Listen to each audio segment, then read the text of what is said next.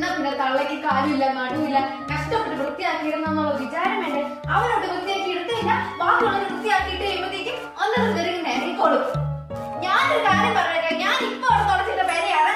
നീ എങ്ങാനും ഇപ്പൊ അവിടെ ചെറിയോട്ടി കയറ്റി കഴിഞ്ഞാൽ സത്യമായിട്ട് നിന്റെ വണ്ടിക്ക് അവർക്ക് ചാണകം ചോട്ടി കയറ്റും.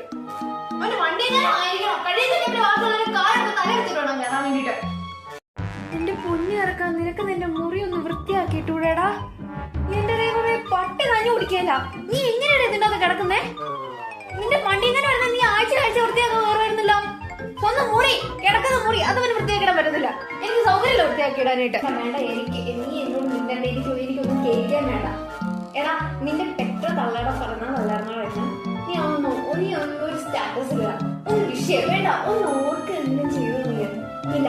അവന് ഫോൺ എടുത്ത് നോക്കും, ഒരു 100 ഫോട്ടോ അവന്റെ വണ്ടിയുടെ കാണാം. ഈ അമ്മയുടെ ഒരൊറ്റ ഫോട്ടോ ഇല്ല എന്നെ തൊണ്ടോടാ. നീ ഒരു ഫോട്ടോ കളിച്ചു ഞാൻ അപ്പൊ ഇവിടെ ഉണ്ടാവില്ല. അതില്ല. എടാ, നീ ഏത് ഇയറിലാ പഠിക്കണം എന്നൊക്കെ അറിയാമോ? തേർഡ് ഇയർ പഠിക്കുന്നത് നീ ഇപ്പോഴും സെക്കൻഡ് ഇയറിലെ പുസ്തകങ്ങളെ പഠിക്കാന്ന് പറഞ്ഞാൽ അതിനകത്ത് കയറിയിരിക്കാൻ പോകുന്നത്. വേറെ എന്നൊരു പുസ്തകം തന്നെ, അതൊട്ട് നിന്റെ അല്ലതാണ്. എടാ, നീ ഏത് കോഴ്സാ പഠിക്കണേ? ഏതൊക്കെ സബ്ജക്റ്റ് നിനക്ക് പഠിക്കണം? നീ എന്തിനാ പഠിക്കുന്നത്? ഇത് വല്ലതും നിനക്ക് അറിയാമോ?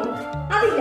അവന് വണ്ടിയെ പറ്റി ചോദിച്ചു നോക്കുക. വണ്ടിയെ പറ്റി എല്ലാ കുന്നും അവൻ അറിയാം. വണ്ടിയുടെ ടെസ്റ്റ് വണ്ടി എന്ന് എടുത്തത്, വണ്ടി നമ്പർ, സകലമായ സാധനം വണ്ടിയെ പറ്റി നീ ഒരു കാര്യം ചെയ്യും. നിന്റെ സാധനങ്ങളൊക്കെ കെട്ടി പറഞ്ഞിട്ട് ആ വണ്ടിക്കകത്ത് ഇരിക്കും. എന്നിട്ട് അതിന്റെ നമുക്ക് സമാധിയും അല്ല. പിന്നെ അതെ, ഇതൊക്കെ മനസ്സിലാക്കാനും ഇങ്ങനെയൊക്കെ പ്രതികരിക്കാനും ഓട്ടോ വിളിക്കുന്ന അമ്മയാണെന്ന് യാതൊരു നിർബന്ധമില്ല. ഇതൊക്കെ അനുഭവിക്കും.